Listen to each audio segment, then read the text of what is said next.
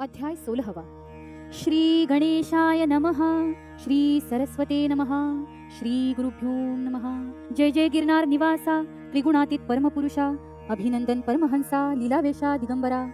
जय सर्गस्थित्यंत कारण, दत्तात्रेय मुनि मानस रंजन, कमलदल राजीव नयन, जगभूषणा जगद्गुरु, सकल योगियों के शिरोमणि, सच्चिदानंद मोक्षदानी, वह दिगंबर कटी कर रख महामुनि गाणगापुर में स्थित है। इस दिगंबर की स्मरण भक्ति, दूजे तप में नहीं इतनी शक्ति, न होगी त्रिभुवन में प्राप्ति ऐसे पावन नाम की। न जले नाम अग्नि ऐसे, ऐसा न हुआ पाप किसी से, अनेकों पाप हुए वाल्मीकि से, पर न टिके नाम स्मरण समक्ष। ऐसी तेरे नाम की महिमा, वर्णन में शेष भी थका श्यामा। वहाँ इस नरेंद्र दास का पुरुषोत्तमा क्या बस चले। 15वें अध्याय में कथन, जिसमें बलि राजा से महान प्रभु ने त्रिपाद भूमि लेकर दान, पाताल का राज्य दिया उसे, है यह लेखन। श्रोताओं पढ़िए वामन पुराण, इसमें मिलेगा विस्तारित ज्ञान राजा बलि संबंध में। अब देखते हैं कूर्म पुराण, जिसमें कहा आत्मज्ञान। वेद तुल्य व्यास जी ने महान ऋषि श्रेष्ठों को देखकर, सभी ऋषियों की सभा एक समय हुई, जिसका स्थल था हिमालय। ज्ञान विज्ञान था विषय, हुई गहन चर्चा। सभी ऋषियों ने किया विनय, कहिए कथा मनवंतर के समय। भगवान विष्णु की भूमिका उस समय कैसी रहती है महामुनि। वेद व्यास लगे कहने, इंद्रद्युम्न ने जो सुने, कूर्म भगवान से रहस्य अपने, वह तुम्हें कहता हूँ। देवगुरु बृहस्पति को आप सभी जानते उनको, उसी तरह दानव मानते जिनको, वह गुरु शुक्राचार्य। गुरु शुक्राचार्य ने उस समय दिया राक्षस जाति को अभय, उन्मत्त रहने लगा हर समय दानव लोग। शुक्राचार्य थे साधना में पवित्र से कैलाश में, तब देव दानवों के युद्ध में हुई मृत्यु उनके माता की। कि भगवान विष्णु ने सहायता देवों को युद्ध में, इसलिए महर्षि भृगु ने शाप दिया विष्णु जी को। भृगु ने कहा विष्णु को, हर समय देवहित में तुमको भोगना होगा गर्भवास को, अवतार लेने हेतु। दानव और देवता इनमें सतत युद्ध होता, नाहक कष्ट देता दानव समुदाय। युद्ध जितने भी होते, दानव ही विजयी रहते, ऐसा नहीं कह सकते हर समय। कभी जय देवताओं का, कभी दानवों का, सत्रह जय पराजय का, यूं ही चलता रहे।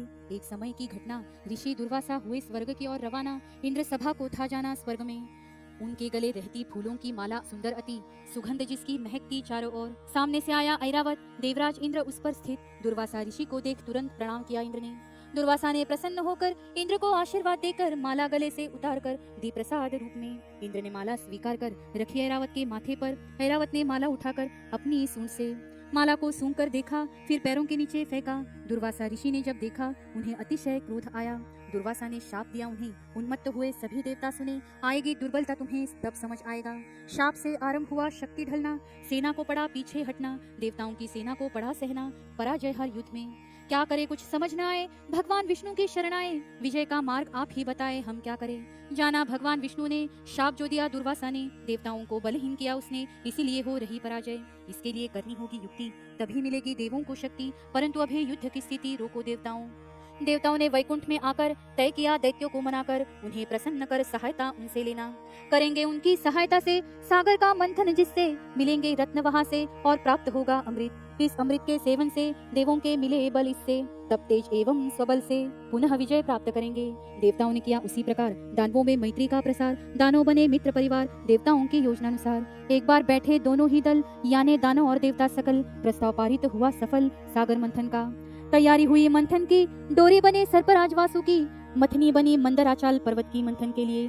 संकल्प देव और दानवों ने लिया, मंथन का नियम तय किया और मंथन आरंभ किया प्रभु की आज्ञा से। सागर में डाला मंदराचल पर्वत को, बड़ी कठिनाइयों से उसको लाए सागर के मध्य भाग को, वह विशाल पर्वत। वासुकी से पर्वत को लपेटा, अब मंथन क्रिया पूर्ण करने जब मंथन आरंभ हुआ, तब क्षीरसागर में नया संकट आया सामने। पर्वतराज लगे डूबने स्वयं के भार से अपने, क्या करे कुछ सूझे ना। भगदड़ मची सागर में, प्रयास शुरू हुए इस दिशा में। कुछ सुर असुर गए पर्वत के तल में, पर्वत का भार उठाने। विशाल पर्वत के बोझ को देवदानों ना संभाल पाए उसको, अंत में लेना पड़ा विष्णु जी को कूर्म रूप। प्रभु ने लिया रूप कूर्म का, जानकर भविष्य नियति का। यही है मर्म इस अवतार का, जिसे कहते कूर्मावतार। श्रोताओं यहाँ ध्यान में लाए, संकट समय विष्णु ही आए। देवता मनुष्य सभी को बचाए, दानवों को भी तारते। सभी के ईश्वर ऐसे, पालक रूपी पिता जैसे, भेदभाव नहीं किसी से कभी रखते। प्रभु नारायण ने 9 अवतार लिए इन्होंने, मत्स्य कूर्म वराह नृसिंह वामन, परशुराम राम श्री कृष्ण विठ्ठल। प्रभु ने कूर्म रूप धरकर पर्वत रोका नीचे जाकर, मंदराचल आधार देकर मंथन हेतु। कूर्म का अर्थ कछुआ होता, भूमि और जल दोनों में रहता। लेकर इस अवतार की सहायता सागर मंथन पूर्ण हुआ। इस मंथन से ऊपर आए 14 रत्न जो पाए सभी को बांटे गए भगवान विष्णु द्वारा। विवाद हुआ अमृत को लेकर, जिसे मिले वह भागे लेकर देवदानव उत्तेजित होकर लड़ने लगे। अंत में मोहिनी ने प्रकट होकर अमृत कुंभ हाथों में लेकर मैं बांटती हूँ अमृत कहकर विवाद समाप्त किया। अमृत बांटा देवताओं को, वंचित रखा दानवों को, मोहिनी रूप ले निभाया प्रसंग को भगवान विष्णु ने। जब सभी मंथन लगे थे करने, सागर को लगे थे मथने, तब अनेक ऋषियों तथा नारद ने कूर्म भगवान से भेंट की। नारद जी विष्णु से कहे, अगम्य रूप के दर्शन हुए, आपकी माया से अवगत हुए, आपकी महिमा जानी। प्रभु आपके संबंध में अगम्य ज्ञान दीजिए हमें उसका दान, जिसे जानकर मनुष्य जन मुक्त हो जाए। कूर्म भगवान ने कहा, ब्रह्मदेव ने सृष्टि का निर्माण किया, प्रकृति और प्राणियों को स्थापित किया पृथ्वी पर। पश्चात किए निर्माण अनेक मानस पुत्र महान, तब यह मनुष्य योनि जान प्राप्त हुई संसार को। मनुष्यों ने किया निर्माण अपनों में विभिन्न वर्ण, क्षत्रिय वैश्य शूद्र और ब्राह्मण चतुर्वर्ण कहते जिसे। ऋग्वेद सामवेद यजुर्वेद अथर्ववेद, यह है 4 वेद और शास्त्र एवं पुराण। इन सब का लेकर आधार आरंभ हुआ सृष्टि का व्यवहार। देवता दानवों ने भी स्वीकार किया इस साहित्य को। धर्म नाम दिया इस सकल आचरण को, देवता दानवों ने किया अंगीकार इसको, इस धर्माचरण को। इसी प्रकार का आचरण सुख शांति हुई निर्माण, तब सतयुग का हुआ आगमन पृथ्वी पर। आगे काल के वश में आकर सात्विकता ढले यहाँ पर, प्रतिबंध लगने लगे धर्म पर, अशांति आरंभ हुई। धर्म आचरण त्याग के कारण दुर्बल हुए मनुष्यजन, उन्हें सुधारने के स्थापन 4 आश्रम आयु के, ब्रह्मचर्य और गृहस्थ, संन्यास और वानप्रस्थ, ऐसे हैं 4 प्रशस्त आश्रम जीवन के। भिक्षा पर उपजीविका करो, गुरु आज्ञा का आदर करो, स्वाध्याय संध्या उपासना करो, यह हुआ ब्रह्मचर्य। योग्य समय विवाह करो, स्वगृह को लौटा करो, एक पत्नी व्रत रहो और करो प्रपंच। धर्म अर्थ काम है पुरुषार्थ जानो, धार्मिक व्रत उत्सव को मानो, इनका पालन अनिवार्य सुनो, अतिथि सेवा करो। धर्म विरोधी लोगों को दूर रखो, उनको करो नित्य सत्कर्मों को, धर्म की प्राप्ति होगी। अखिल प्राणी मात्र की सेवा, अतिथि देवो भव, तुम जियो दूसरों को जीने में सहायता करो, यह गुरु मंत्र धर्म प्राप्ति का। कर्म होता परिभाषित 2 मार्गों से, प्रवृत्ति एवं निवृत्ति से, संसार कीजिए प्रवृत्ति से, इसे कहते गृहस्थाश्रम। लोभ का त्याग करो, इंद्रियों का दमन करो, दया मन में धरो, ईर्ष्या छोड़ दो। तीर्थाटन निरंतर करे, ईश्वर और धर्म पर प्रेम करे, विद्वानों का सम्मान करे, मन से बने वानप्रस्थी।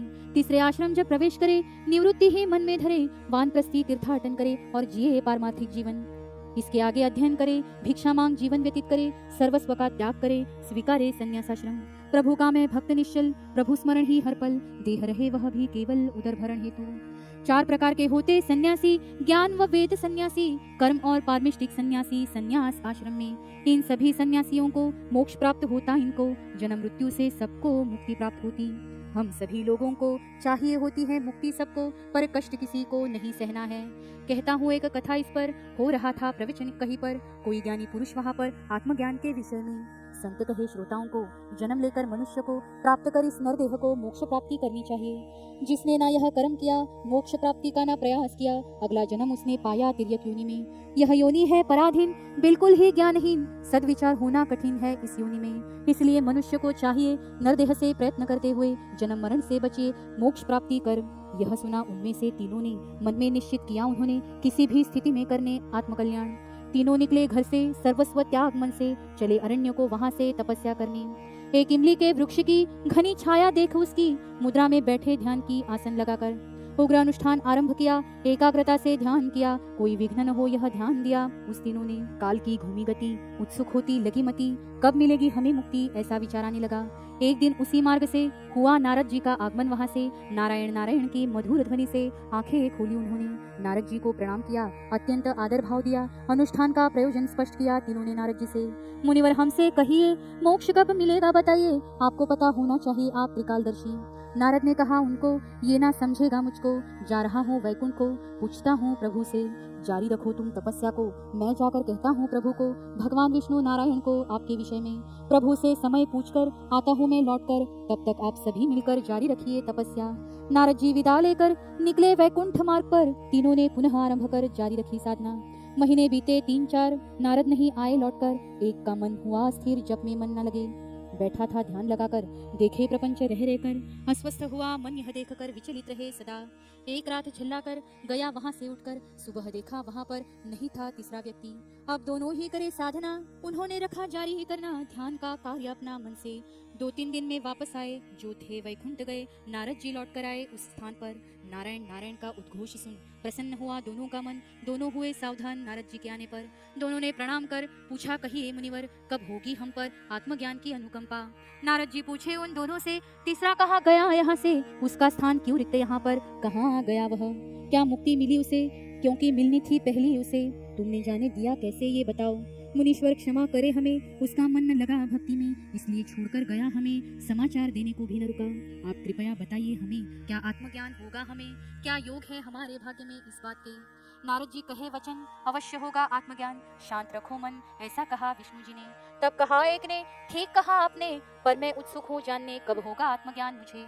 7 जन्मों पश्चात कर आत्मज्ञान प्राप्त, पाओगे मोक्ष पद को आप, नारद जी ने कहा। नारद जी का उत्तर सुनकर हृदय रुका एक झटका खाकर, प्राण पखेर उड़कर मृत हुआ वही।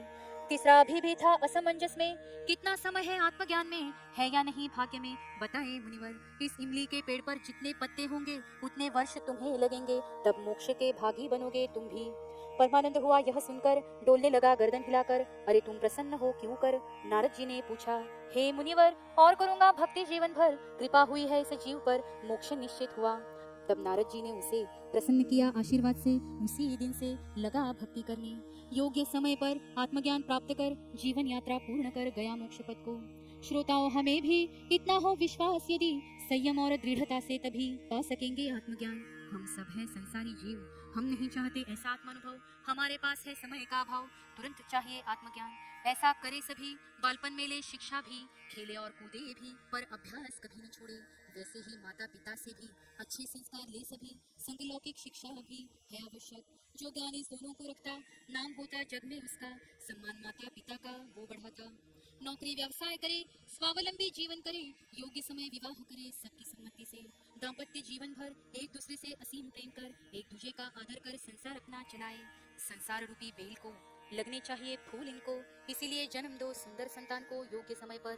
लड़का लड़की में ना भेद करो, जीवन में यह सूत्र धरो, 2 संतान पाकर करो जीवन सुखी समाधानी। संतान की शिक्षा उसे ही दो प्राथमिकता, उच्च शिक्षा की दीक्षा मिलनी चाहिए उन्हें। अगर चाहते हो प्रगति और सम्मान, संतान को दो संस्कारों का ज्ञान, लौकिक शिक्षा के समान यह भी आवश्यक। संतान प्रगति करे संस्कारों से, संस्कार मिलते अभिभावकों से, इसलिए शुद्ध रहो अपने आचरण से, तभी दे पाओगे सुसंस्कार। बड़ों का करो सम्मान, देवताओं का करो पूजन, संतान को दो अध्यात्म का ज्ञान, पाओ स्वयं भी।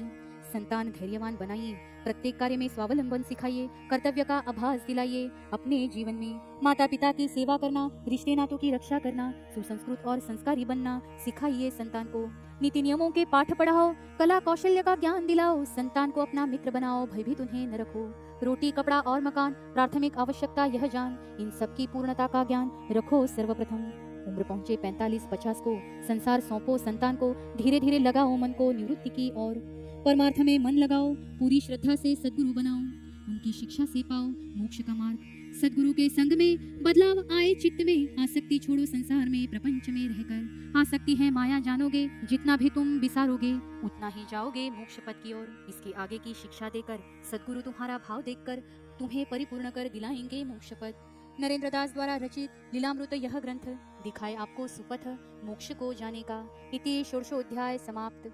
जगत गुरु नरेंद्राचार्य महाराज की जय। सद्गुरु काड़ सिद्धेश्वर महाराज की जय। संत शिरोमणि गजानन महाराज की जय। आद्य जगत गुरु रामानंदाचार्य महाराज की जय। सियावर रामचंद्र की जय। परम पूज्य कानिफनाथ महाराज की जय।